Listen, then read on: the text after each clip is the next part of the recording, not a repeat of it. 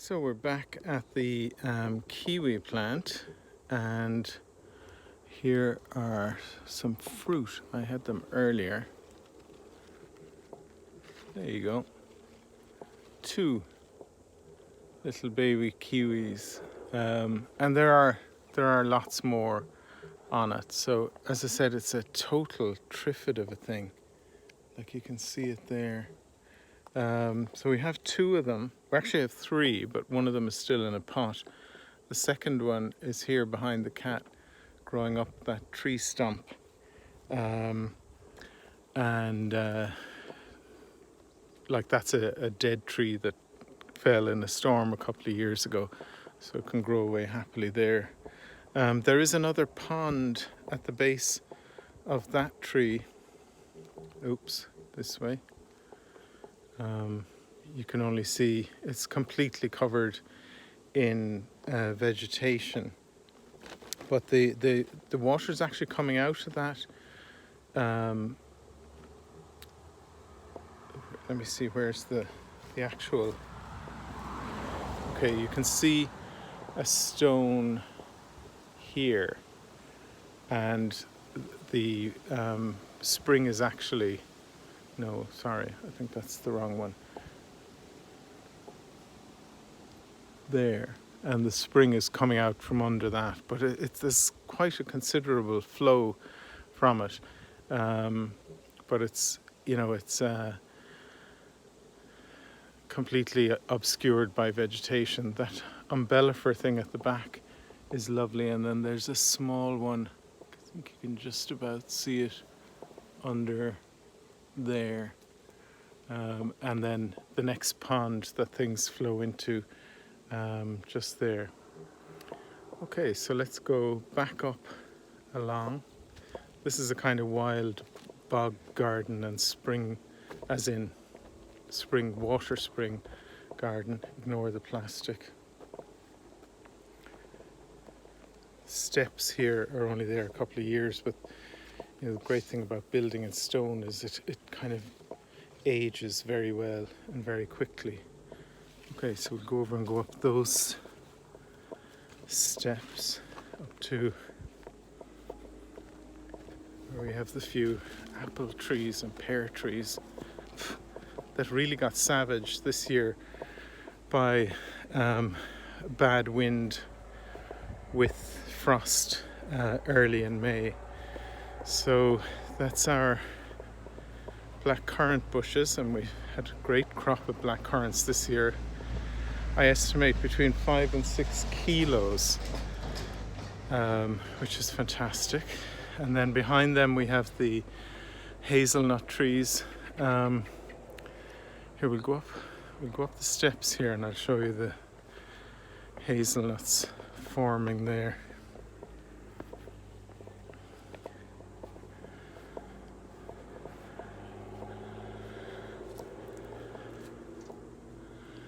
So there's one, but there are big clusters. Like, look at that there, and then a little cluster there. So lots of hazelnuts, and this is not the way to grow. If you want to get actual nuts, the trees should not be. They should be a single stem, rather than what you see there, where they're kind of let go mad altogether. Okay, let's go along here.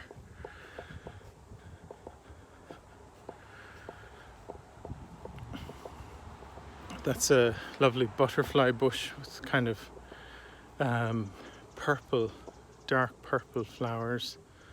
It's a nice flowering one. You can cut that back. Got a purple contorted hazel there. Then that big rock that we're just going to start clearing in front of that one of these days.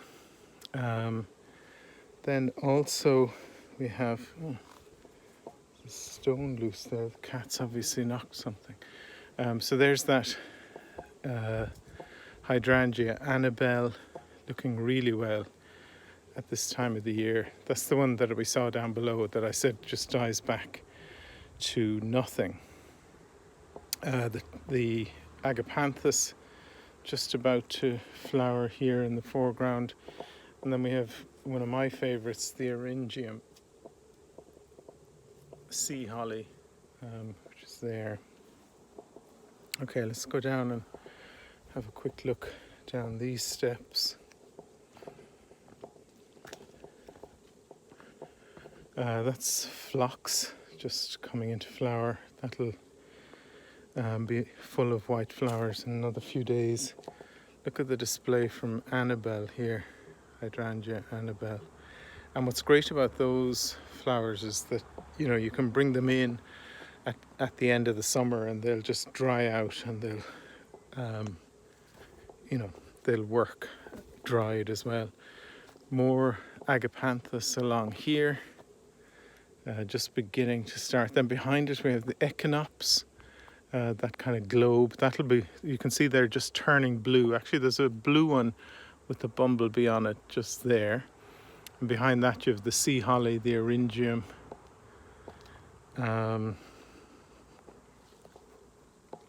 So that's the Eryngium, and that's the echinops. Echinops there as well. This is a nice thing called Veronica. Kind of purple spears.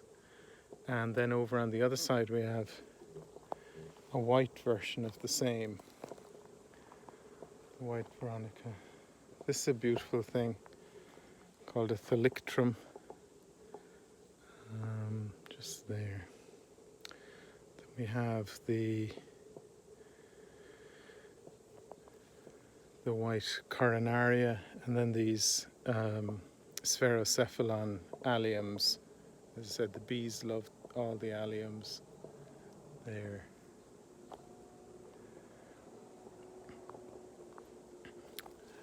A giant hosta there in the background. I think it's called elephant ears, and you can see lots of flowering going on there. Let's see more of that Veronica there, and then this is a lovely geranium. You can see that the two hostas that came from outside your front door are doing very well. They were all in the one pot and we split them. I think actually this one here might be from the same pot. But here we'll go back up this way, like this, that part of the garden over there. Well, no, sure, let's go this way. This is beautiful in the spring.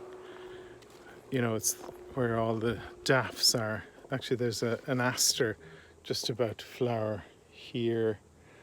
And then we have some lilies flowering there.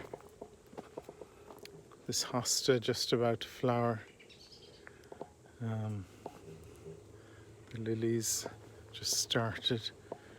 Okay, and that brings us up to this part of the garden. Actually, let me show you along here. That's Santolina or Santoline again, the kind of silvery version. We saw the cotton lavender, we saw that down below. And then there's a lovely blue sage here that's very delicate. Actually, it's pretty much finished. You can see a flower there. It barely survives the winter. This is another sea holly, the agave folium. It's got the leaf like the agave. Not the prettiest, but the insects love it, so can't fault that. But then this is a gorgeous one. Same thing, a sea holly, but a miniature one with a lovely blue and very spiky flower. You can hear the cat purring, I think. Then this is actually a digitalis, like a foxglove, but a perennial one as opposed to the annuals. Okay, let's have a look along here. I saw a photograph of your hollyhocks, And the white ones are lovely. We need to get some of those. These are dark red, almost to the point of being black. Like if you have a look here, it's like, as I say, almost black. They're so purple. Here's a spherocephalon and a red sedum. It's just about to flower. The red sedum is really pretty there. This thing here is called gay feather, and there's a pink version, and then over here we have a white version, but as you can see they haven't flowered yet. That's been crowded out a little by this Persicaria. We saw a white one of those down by the pond, but this is a red version. And then in the spring, well, no, I suppose in kind of May, June, we saw a pink version here behind me. But look at this one. This is gorgeous. Again, one of my favorites. This is a sea holly, but it's got a variegated leaf. And then you can see like a kind of bluish purple flower. And, you know, it's I don't know. I like those plants. This is the other myrtle that I was telling you about down below. Or maybe I wasn't telling you. So the one down below is the Castle Townsend one. And, you know, they're all from South America.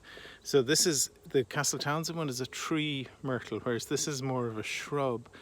And it's finished flowering, but you can see all these fruit that are on it. And they will be edible in a couple of weeks' time. I don't think the other one produces edible. I'm just looking, there aren't any flowers left on it, but I think we saw those in an earlier video. Quick look at the veg garden. Just everything is crazy with growth. So we have sunflowers and echiums, the spuds behind that are just amazing this year. Over here we have the corn that's as high as an elephant's eye. And what else? Yeah, I'll just go as far as here. This is a sweet pea called Day and Night. And you can see it's got purple flowers, but over there it also has white flowers. So hence the name. And then the peas and courgettes are very prolific this year. That's a Rosa rugosa that needs to be planted out somewhere else. Okay, my phone battery is going, so I'm going to finish up over here. I said we'd finish at the highest point of the garden, having started at the lowest. So we'll have a look at these two beds. Oh, up here. There's acanthus that I mentioned down below, hasn't flowered. This is the pink Persicaria. That's a salvia called Hot Lips, the red and white, the kind of cork colours. Lovely thing. Oh yeah, here's a favourite that you've seen before, Tradescantia. Beautiful thing. It's been flowering all summer long, like since April. And then have a look at this. Like, this is an ordinary dahlia coming out, but this is a beautiful dahlia. We got this at a garden centre in Wales. See them there, and you can leave it in the ground all year, and they're just really small, delicate flowers, but lots and lots of them. Then behind that you've got the Japanese anemone, which is going to complement, I think, that little dahlia very well. I forget the name of that thing. Then we have coronaria. Then this tall blue thing, we actually don't know what that is or where we got it from. And we're thinking we need to move it because, let me see if you can see it better here. Like, it's so tall that you see the blue flowers against the sky, so you don't really see them. So we're thinking we should put it down at the bottom of a slope so that you're looking down on it. This is the flower here. Then next to that, these spires are a thing called Veronicastrum, which, as you can see, the bees love. And there's a lovely thing here called Sanguisorba squirrel's tail, which is a very pretty thing. Then in here into the corner, everything, the growth has gone mad altogether. We have that rose is finished. The Achillea or the yarrow is just flowering. Oh, it's 6 o'clock. And you can see that kind of red with a kind of yellow center. And then over on this side, we have the Crocosmia lucifer. Gardener's World just had a feature on those the other day. They're South African apparently, and they showed them in their natural habitat where you get acres upon acres of these in the kind of high mountains in South Africa. This is yet another Lysimachia with the kind of bronze leaf and small yellow flower. Then we have more ordinary yarrow, Achillea here. I think those are called Helenium there in the background, and this thing up here is going to have a big yellow flower, but it hasn't flowered yet. Got a nice dahlia there, bronze leafed. We've got some of those bishop dahlias, like Bishop of not Clondaff, but Auckland, and Bishop of somewhere else. So that's what's going on there. Then this is a thing called Solidago, which is just about to open. The insects love that, not so much the bees as things like hoverflies. And then have a look at here, I'll pull back from this. So this is a Lysimachia plant. So we did an experiment with this. So we Chelsea chopped this half, the right half, in May, and then let the other half do its normal thing. So this half flowered and finished, and it's now been cut back. And by cutting back, it'll probably flower again. But we did the Chelsea chop here, which is you take about a third of the plant away at the end of May. And what you end up with is a lot of flowers, but they're smaller.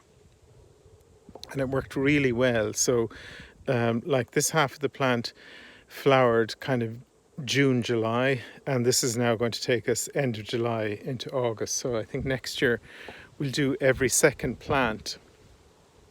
And that way you prolong the flowering through the summer.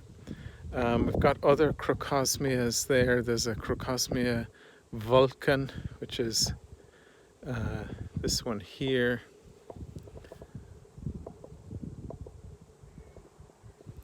I think that's a Helenium, but I wouldn't be absolutely sure. And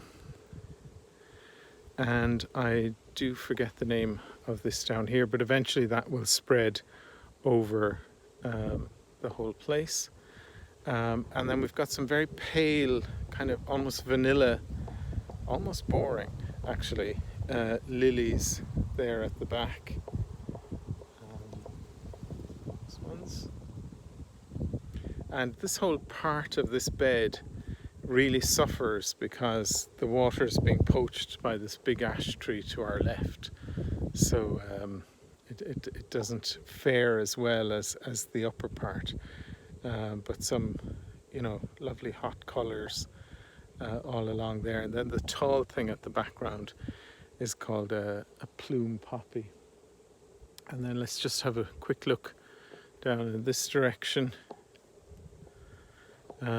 So we've got some hostas. We've already seen those lilies coming in the other direction.